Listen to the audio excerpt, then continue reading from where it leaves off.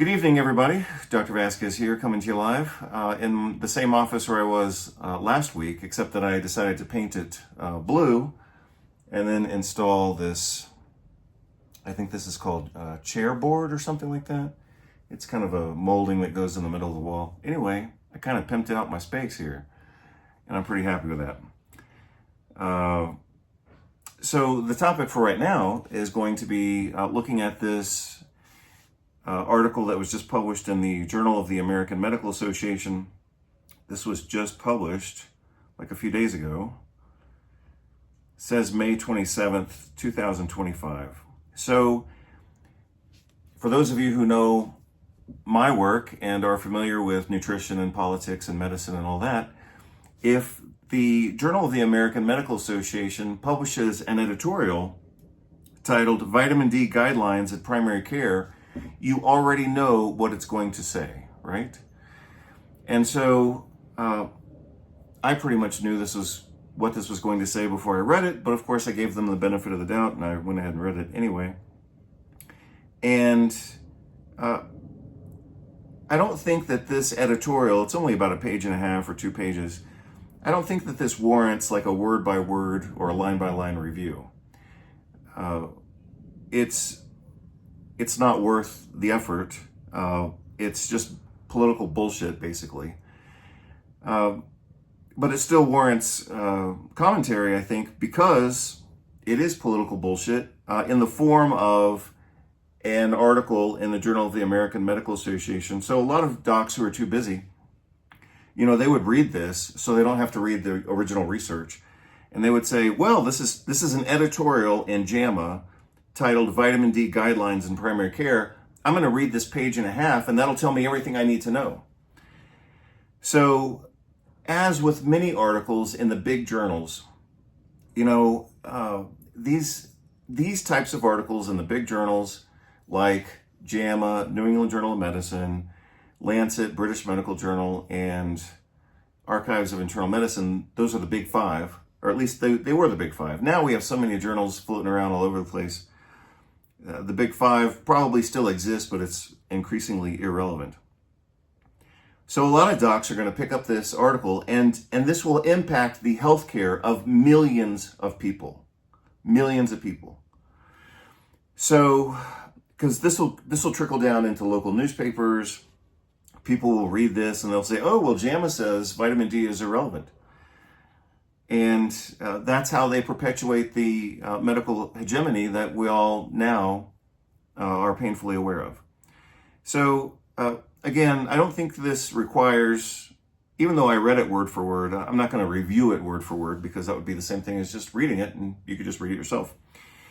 But I'll look at the parts that I highlighted and make a few comments. So the first paragraph starts out very positive. They say, the animal experiments and early data was very positive. They have to say something positive. I mean, the data on vitamin D is so positive, they can't just say it's all horrible. So they have to say that it's got some good to it. Typically what they say is this, and this is the pattern that I see, because obviously I read a lot of articles and I read a lot of vitamin D articles. But typically the way they do this is, it showed promise, but we're not quite ready to implement this in clinical practice yet. Of course, I was ready 21 years ago when I wrote the original vitamin D paradigm shift. That was in September of 2004. So, but apparently they're still not ready 21 years later. And the famous quote by Upton Sinclair, it's impossible to get a man to understand something when his salary depends on him not understanding it. Well, I mean, that's the same thing with the medical profession, vitamin D. They're not going to understand it in our lifetimes, and probably never, because they derive benefit from not understanding this, and from confusing it, and from saying we just need more time. And here's the other bullshit that they say. So the first bullshit is, oh, well, it showed promise, but we're not quite ready. So that's the typical bullshit line.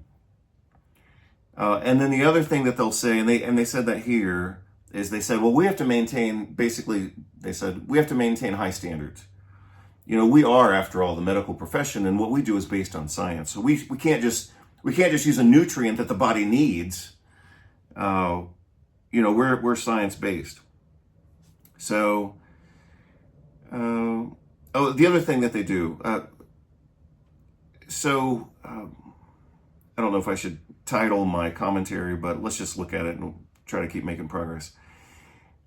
Here's the other thing, and you can see that I scratched it out, but I'll highlight it right now just so it stands out, and then I'll read it. These trials show that vitamin D is not the blockbuster that some predicted. Oh, you mean like an 80% cure rate for acute COVID? That would pretty much be a blockbuster, right? So any drug, any therapy, any, new oxygenation machine or ventilation machine or anything that had an 80% cure rate for acute COVID, that would be a blockbuster by any standard whatsoever. Oh, but vitamin D is not a blockbuster. So, but that's what they're doing is something called appeal to extremes. They're trying to, first of all, they say, well, and they use a lot of logical strategies and fallacies in this. But one is they give passing mention to the past as if they've reviewed the past. Well, they haven't even scratched the surface, because I have scratched the surface, and I've written some of the major vitamin D review articles, and they have no idea. They're not even talking about it. So they'll mention the past as if they have reviewed it, and of course they haven't. The other thing that they do, which they just did here, the part that I just now highlighted, is they say, well, it's not a blockbuster. So, a lot of drugs aren't blockbusters, but we still use them in clinical practice of medicine. But what they're doing is setting kind of an artificial or double standard bar for vitamin D. Oh, well, it has to be a blockbuster.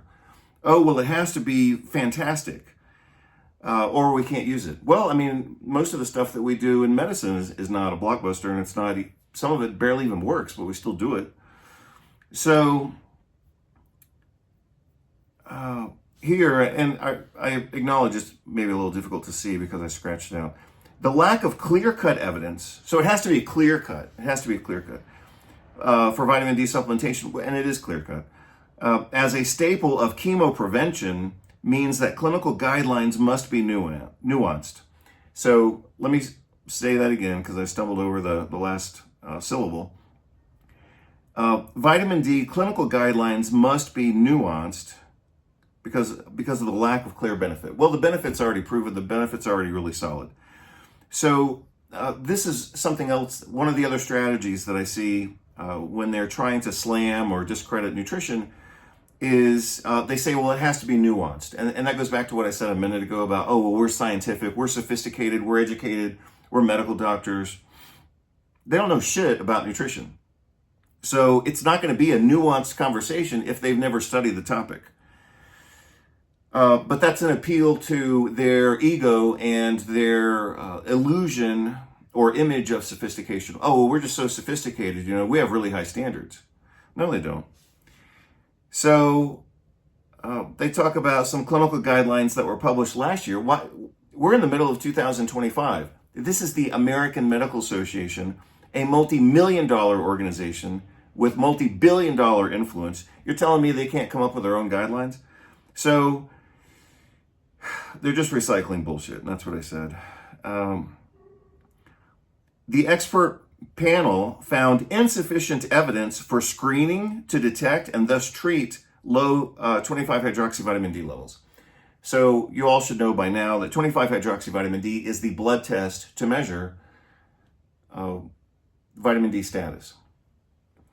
In the past, so we'll do a little bit of hierarchy here.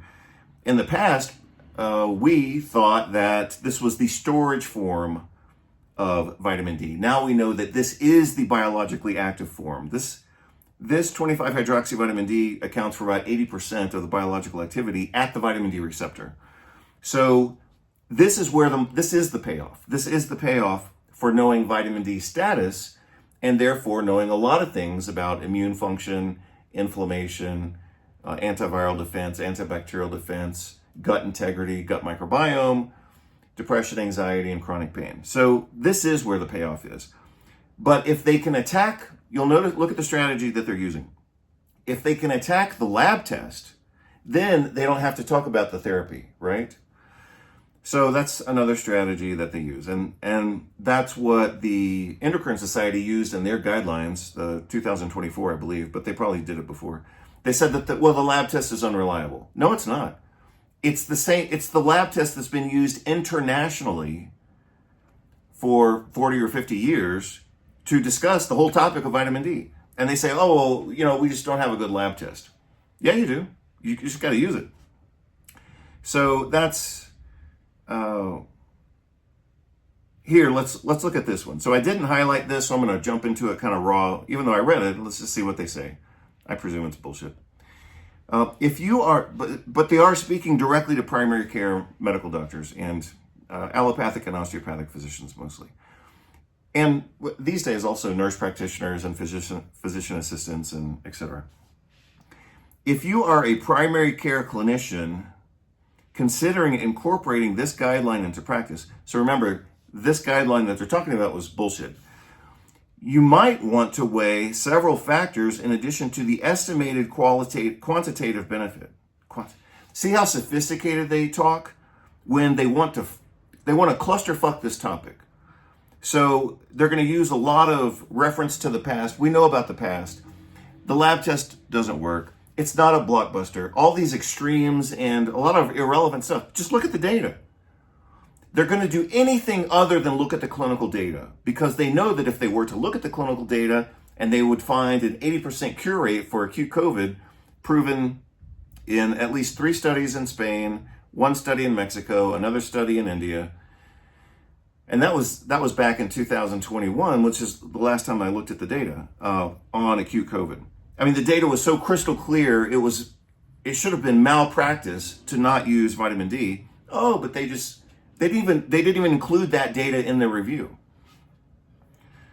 The data was incredible. And I did review it, and you can see the video that I did on vitamin D. So this is what I call pseudo sophistication. They're gonna use a bunch of sophisticated language to make it look like they actually thought this through, even though it's all bullshit.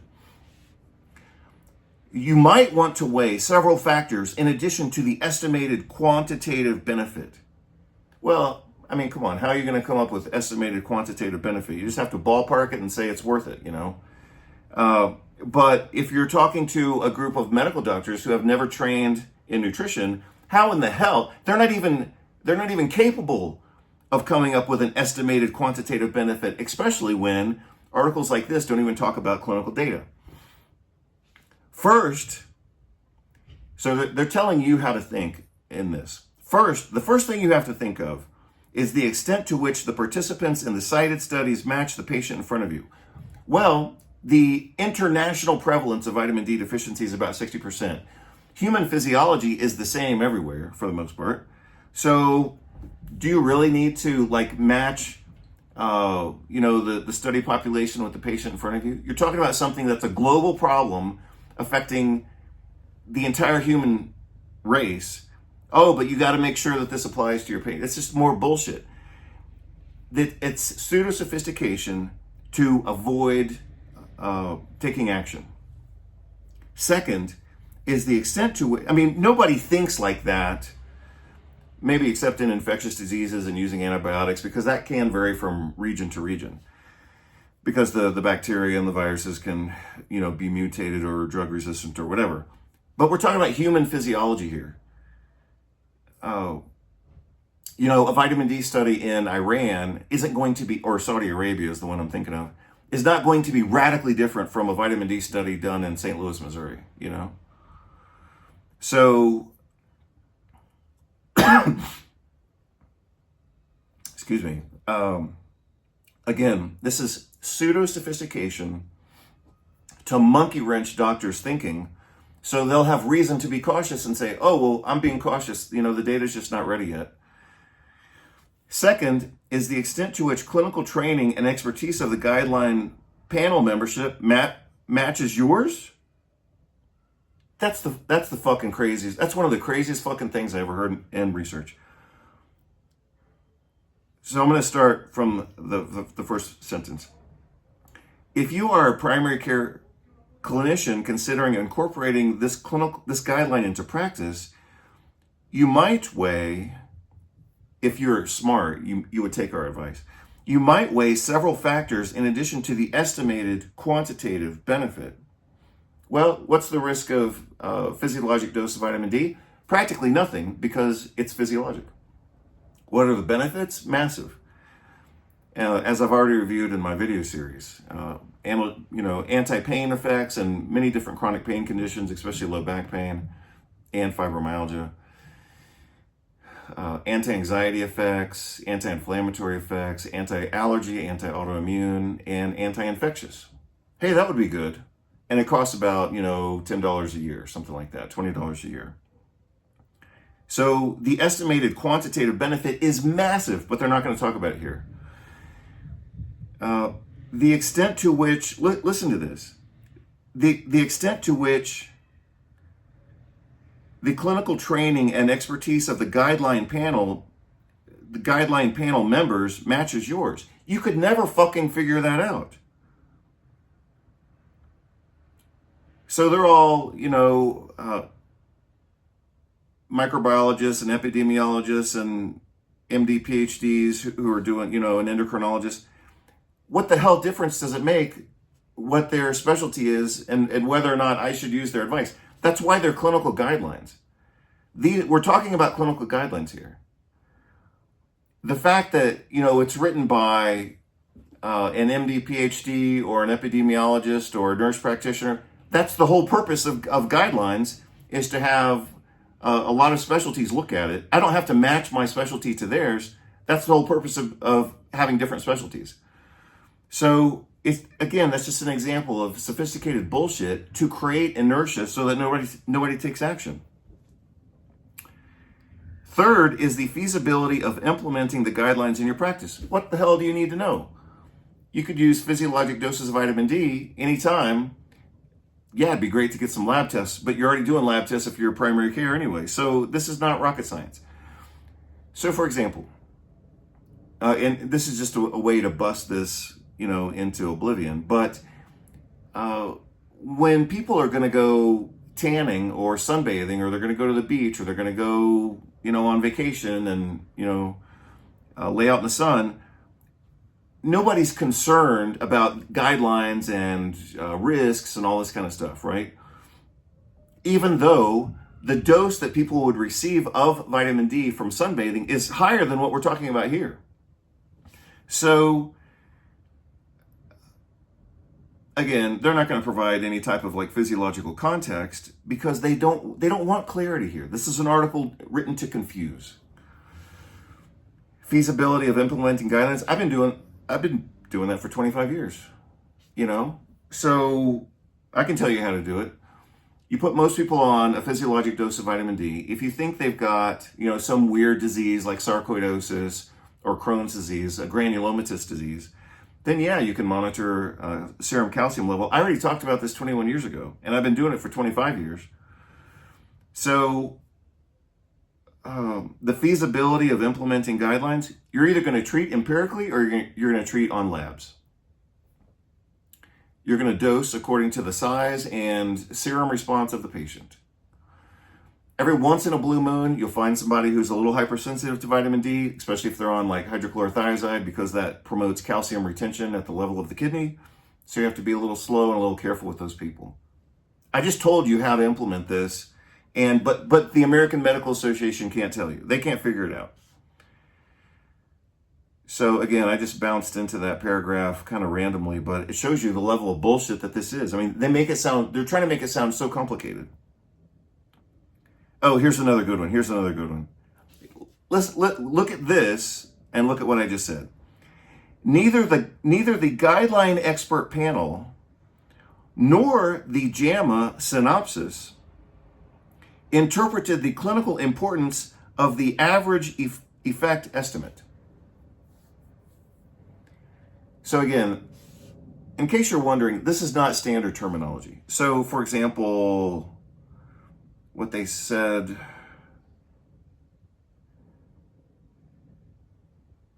so just in case you're wondering, to the best of my knowledge, having studied medicine now for 30 years, going to an undergraduate degree, chiropractic, naturopathic medicine, osteopathic medicine, hospital training and family medicine, I've never heard some of these terms. So, look at how they say here, and I've read thousands of articles, and I've done CME conferences, and I've written books and articles and all this kind of stuff. So, I mean, I'm pretty familiar with medical language. This term, estimated quantitative benefit, I've never seen that used as a term. They use it as if it were an established phrase. Like, I'm supposed to know what that is. Oh, the EQB. Of course, I need to calculate the EQB, the estimated quantitative benefit. I mean, that's not a term that doctors are throwing around every day. You could say risk-benefit ratio or something like that. I mean, that's how we think. I mean, that's how we're trained to think. But here they did it again. They use language in an unusual way that, like, I've never seen this before. Neither the guideline expert panel nor the JAMA synopsis authors interpreted the clinical importance of the average effect estimate. I don't even know what the hell that means. But that's not a standard term in medicine. Average effect estimate? What the hell am I doing? I'm supposed to calculate, like, I mean, that's the purpose. They're trying to make any reader feel like they don't know what the hell they're doing, so they'll avoid this topic. I don't know what estimated quantitative benefit means. How would I calculate that?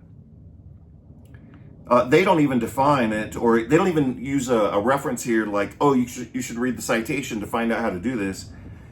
I don't know what an estimated quantitative benefit is, unless you're just asking me to ballpark it. Then just say ballpark it. Same thing here.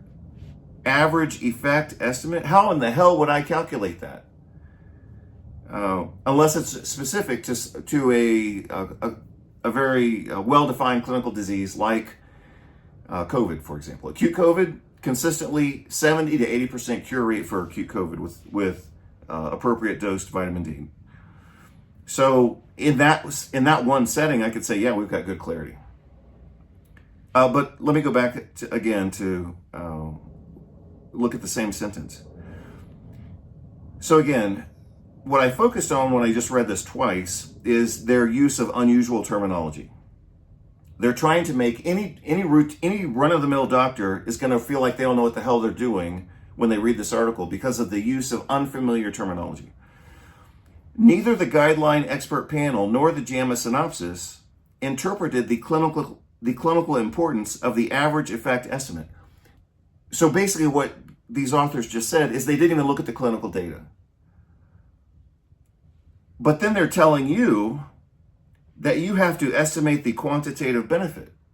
Well, if they didn't even include it in their review,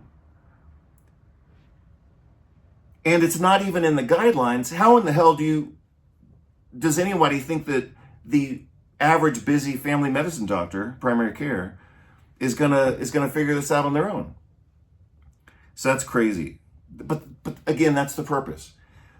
You have to understand that a lot of medical publications are just crazy talk, and this is an example of that. They don't talk about dosage. They don't talk about cofactors like, oh, well, you got to make sure your patient has enough magnesium. Oh, no. They're not going to talk about that. Look at what they say here.